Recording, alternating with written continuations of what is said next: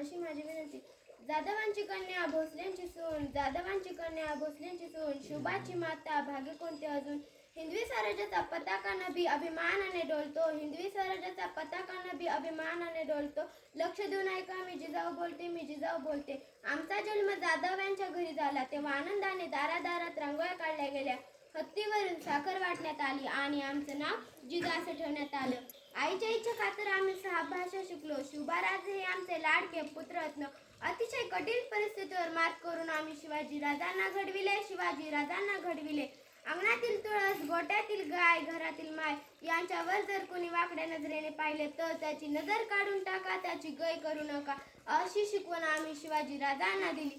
आम्ही पाहिलेलं स्वराज्याचं स्वप्न त्यांनी पूर्ण केलं. ना वाकायचे ना झुकायचे, ना वाकायचे ना झुकायचे, अन्यायावर पटून वार करायचे, अन्यायावर पटून वार करायचे, सन्मानानेच जगायचे आणि सन्मानानेच मरायचे, अशी शिकवण देणाऱ्या राजमाता जिजाऊ यांचा जन्म 12 जानेवारी 1598 रोजी बुलढाणा जिल्ह्यातील सिंदखेड राज येथे झाला. त्यांच्या वडिलांचे नाव लखुजीराव जाधव व आईचे नाव मासाबाई असे होते. त्यांचा विवाह शहाजीराजे भोसले यांच्याशी झाला. स्त्रियांच्या रक्षणासाठी त्यांनी स्वतः तलवार हाती घेतली. घेऊनी हाती तलवार छाटला मुघली अहंकार, घेऊनी हाती तलवार छाटला मुघली अहंकार.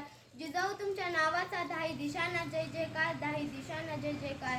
जगदंब जगदंब. एवढे बोलून मी माझे 2 शब्द संपवते. जय भवानी, जय शिवाजी. जय भवानी, जय शिवाजी. राजमाता